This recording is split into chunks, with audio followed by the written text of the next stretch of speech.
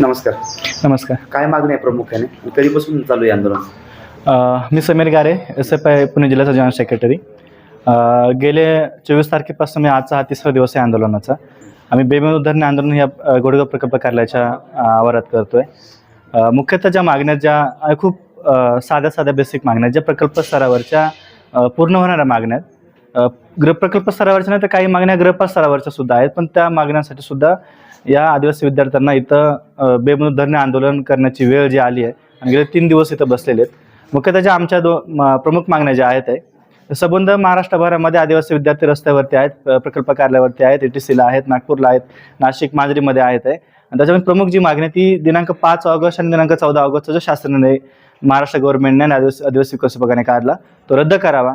आणि त्याच्यामध्ये आमचं जे म्हणणं आहे ते विचारात घेऊन 2011चा जो शासनाने जो आहे तो लागू करावा. त्याच्यामधल्या DBTच्या ज्या तरतुदी त्याच्यामध्ये वाढ करण्यात यावी ही आमची प्रमुख त्याच्यातली मागणी आहे. म्हणून त्या सगळ्या आंदोलनापाठी म्हणून हे आंदोलन सुरू आहे. दुसरं म्हणजे इथले जे स्थानिक मुद्दे आहेत, म्हणजे इथल्या आसाम शाळा असतील, इथले वसतिगृह असतील, मुख्यतः घोडेगावचं मुलींचं हॉस्टेल आहे, इमारत मंजूर झाली पण तिचं बांधकाम अजून सुरू झालेलं नाही आहे. आमचं म्हणणं ते बांधकाम सुरू करा.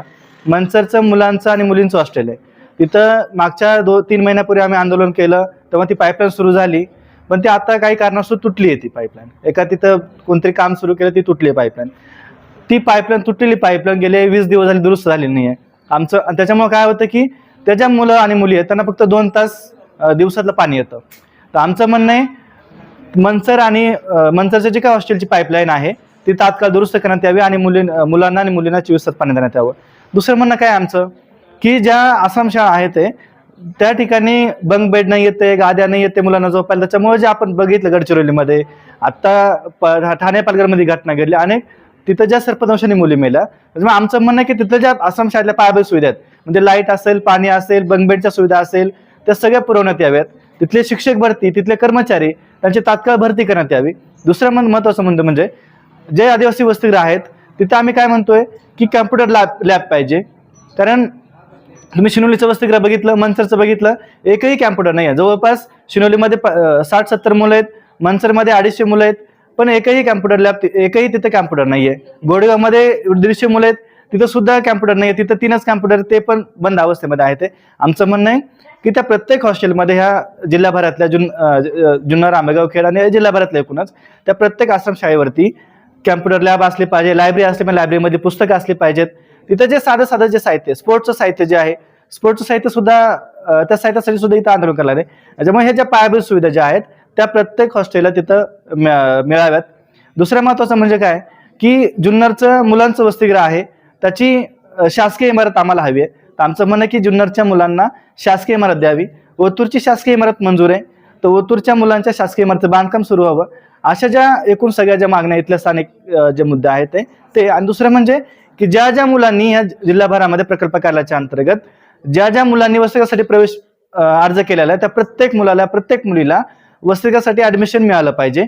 आणि जागा रिक्त असून सुद्धा हे प्रकल्प कार्यालय त्या मेरिट लिस्ट लावत नाहीये. आमचं म्हणणं आहे रिक्त जागा आहे त्या जवळपास 4404 जागा रिक्त आहेत, मंजूर क्षमता आहे. त्याच्यामध्ये अनेक जागा रिक्त आहेत, पण वाकड असेल, मनसर असेल, पुणे सिटीमध्ये जे हॉस्टेल आहे ते, इतर ठिकाणचे हॉस्टेल जे आहे ते तिथं अजूनही मेरिट लिस्ट लावलेली नाही. तर आमचं म्हणणं ती मेरिट लिस्ट लावण्यात यावी आणि त्या प्रत्येक मुलीला ज्याने आमचं म्हणणं मागेल त्या मुलाला आणि मुलीला वसतिगृहासाठी प्रवेश मिळावा. या एकूणच या मागण्यासाठी हे बेमुदत धरणे आंदोलन गेले 3 दिवस चालू आहे. प्रकल्पाधिकाऱ्यांना आमच्या सोबत चर्चा करायला काही वेळ नाहीये. त्यांनी काल म्हटलं की ही फालतूची बडबड आहे, ते आम्हाला फालतूची बडबड ऐकायला आम्हाला काही वेळ नाहीये. ही काय फालतूची बडबड आहे का?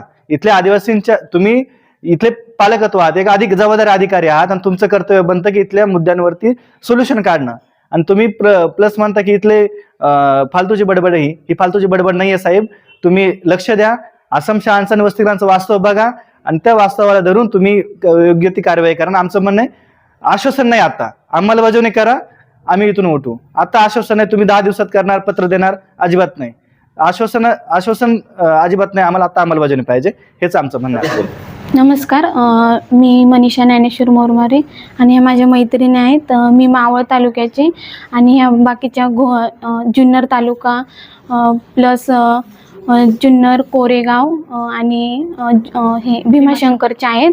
आणि माझे ॲडमिशन झाले पण यांचं ॲडमिशन अजून झालेलं नाही आणि त्यांना शक्य पण नाही भीमाशंकरवरून पुण्या ठिकाणी जाणं, रोज अपडाऊन करणं.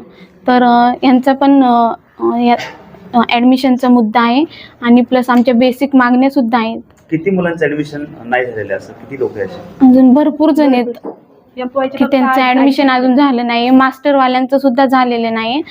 आणि प्लस वाकड हॉस्टेलचं जर म्हणायला गेलं तर तिथं स्टाफसुद्धा नाही. मी जेव्हा हॉस्टेलमध्ये गेले ना, माझं ॲडमिशन झालं तेव्हा राहिला, तर तिथे स्टाफसुद्धा नव्हता. तर अक्षरशः तिथं पूर्ण बाथरूम वगैरे स्वच्छसुद्धा नव्हतं. आणि स्टाफ नसल्यामुळे मॅडम बोलतात की आम्ही आत्ताच रूमा रिकाम्या करू, उद्याच रूमा रिकाम्या करू. अक्षरशः आम्ही मुलींनी त्या गाद्या बाहेर काढून आम्ही रूमा रिकाम्या केल्या आणि शिफ्ट झालो तिथे राहण्यासाठी. आणि असे भरपूर मुले आहेत की त्यांचं अजून ॲडमिशनसुद्धा झालेलं नाही. आणि वॉर्डन मॅडम बोलतात की आम्ही प्रोफेशनलची लिस्ट लावणार आहे. आणि बाकीच्या मुलींनी काय करायचं की अपडाऊन करायचं का पुणे ठिकाणी. ते तुझं काय म्हणणं आहे? आम्हाला हॉस्टेलला ॲडमिशन भेटलं नाही. एफवायच्या फक्त 8 मुली घेतल्यात तिथे आणि आम्हाला आमचं ॲडमिशन व्हायला पाहिजे. ते तुला काय सांगायचं? मला एवढंच सांगायचे का आमचे नंबर लागले पाहिजे हॉस्टेलला. आम्हाला कोपरे इथून पुण्याला येणं जमणार नाही. आणि हॉस्टेलला मॅडमला किती पण वेळा कॉल केला तर मॅडम बोलल्या का सगळ्या जागा फुल झाल्यात, मग हॉस्टेल कशासाठी, आम्ही हॉस्टेलला नाही राहायचं, मग आमचे नंबर लागले पाहिजे बस. ते तुला काय बोलायचं?